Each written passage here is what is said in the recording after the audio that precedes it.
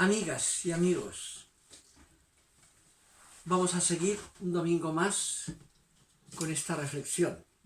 El domingo pasado hablamos de el impacto que tuvo la Constitución Gaudium et Spes de Iglesia y Mundo, digamos, con la categoría fundamental de los signos de los tiempos, o sea, cómo la Iglesia tiene que abrirse a estar atenta a los acontecimientos que vienen de fuera de ella, como presencia indicativa del Espíritu que la llama a aterrizar la palabra en la línea de lo que eso significa, y así evitar el enquilosamiento y que la palabra tenga sentido hoy en las nuevas situaciones culturales, ¿no?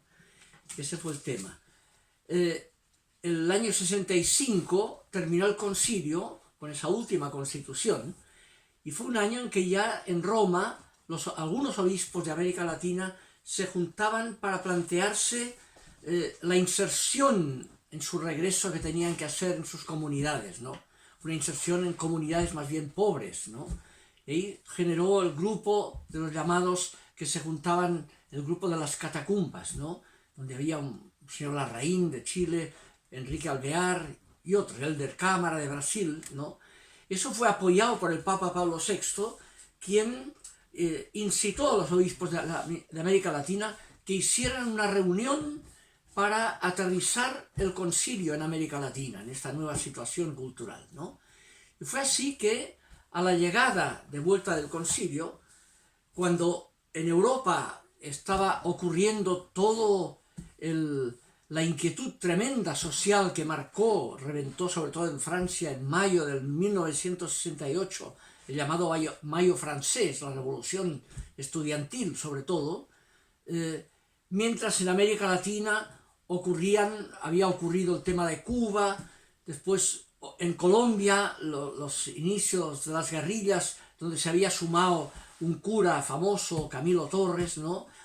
En Chile había habido la revolución democrática con Frei, ¿ya? Y la reforma agraria, los intentos de la reforma agraria, con todo el problema social que eso provocaba, ¿no? En ese contexto es que los obispos decidieron, el año 68, en agosto, juntarse en Medellín, donde había el centro de la Conferencia Episcopal Latinoamericana, el CELAM, para plantearse el futuro de la Iglesia en esta nueva situación latinoamericana, ¿ya? Lo primero, se dieron cuenta que tenían que aplicar lo que significaba esa categoría de los signos de los tiempos, ¿no? ¿Cuáles eran los signos de los tiempos fundamentales en este continente? Y descubrieron inmediatamente que el tema principal era la inquietud social, con todo lo que estaba pasando en el continente. Esa inquietud social que buscaba cambios sociales, que removía el statu quo, ¿ya? Y que podía producir en algunos pensar que la Iglesia tenía que defender el statu quo contra las innovaciones, ver esas innovaciones, esas inquietudes, que venían muchas de ellas de gente exterior a la Iglesia, grupos marxistas, por ejemplo, ¿no? La Iglesia latinoamericana se dieron cuenta de que ahí estaba presente el Espíritu de Dios, indicándole que tenía que abrirse al cambio social y promover el cambio social.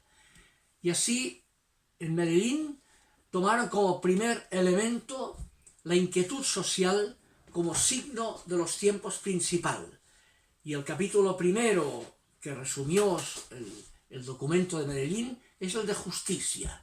El Espíritu de Dios suscita conciencias para el cambio hacia una justicia social, hacia una mayor equidad, la superación de la inequidad del statu quo y el sistema económico y político que lo sustentaba, obviamente.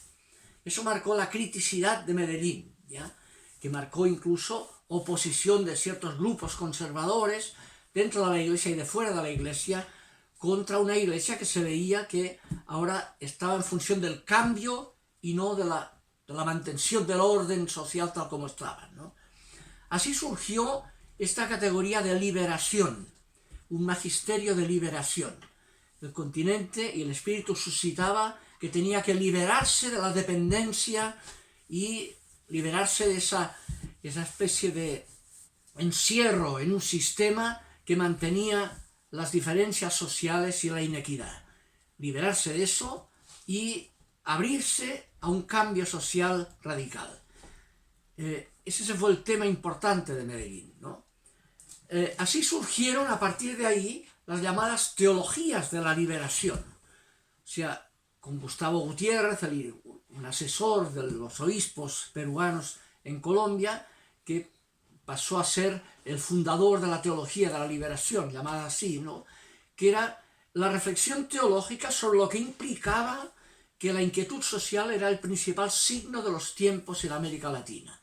El Espíritu de Dios movía hacia el cambio para superar el statu quo, por lo cual implicaba reconocer que por lo mismo el statu quo era una situación contraria al Espíritu, no querida por el Espíritu, por tanto era una situación de pecado social. Y surge ahí el concepto de pecado social.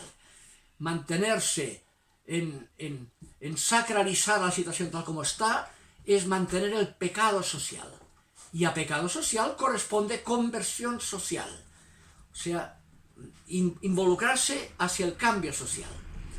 De esa manera surgió en la Iglesia latinoamericana movimientos en esta línea, incluso a veces en diálogo con movimientos que venían del marxismo o de otros grupos no creyentes, porque por motivaciones distintas, con la diferencia de que a veces el mundo marxista, para lograr ese cambio, tomaba como criterio la violencia, y los grupos cristianos consideraban que había que ir a ese cambio sin violencia, o sea, usando los mismos medios en relación al fin que se quería lograr, que era la equidad, la paz social, ¿ya?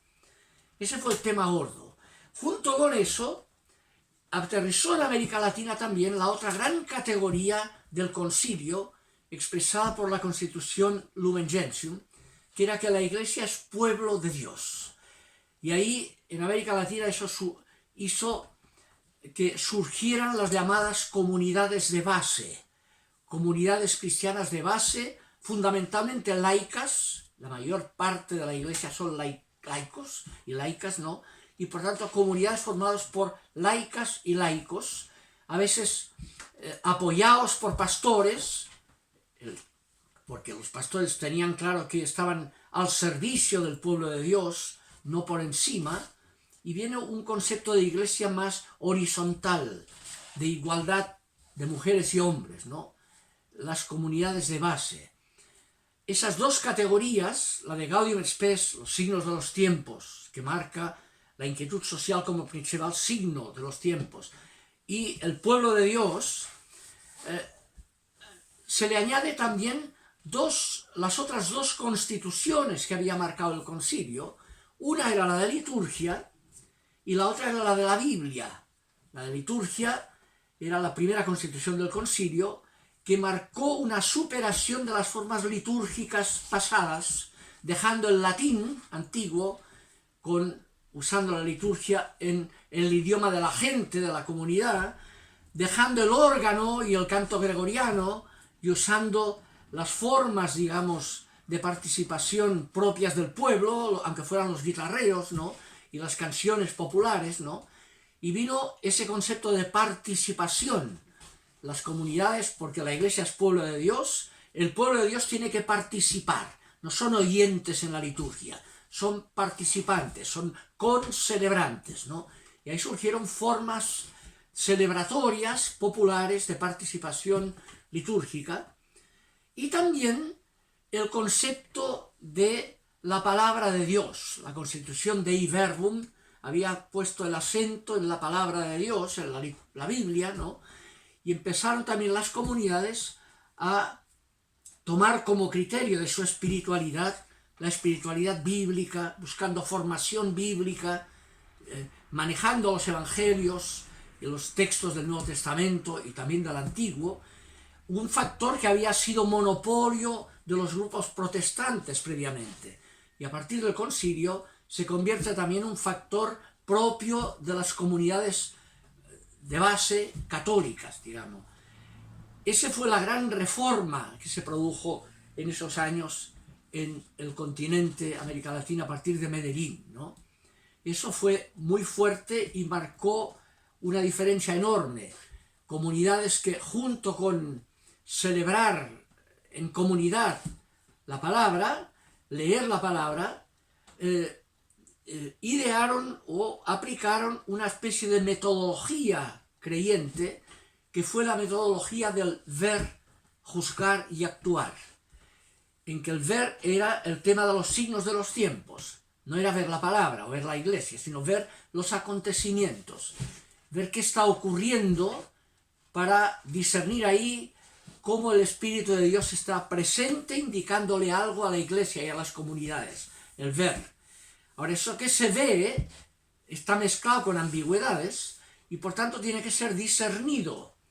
Y es la segunda etapa, la del juzgar, a la luz de la palabra bíblica, discernir lo coherente con el Espíritu de Dios revelado en el rostro de Jesús, para ahí asumirlo y orientar la acción a la luz de eso que se ha discernido a partir de lo que se ha visto. Y surgió ahí la metodología de las comunidades de base del ver, juzgar y actuar.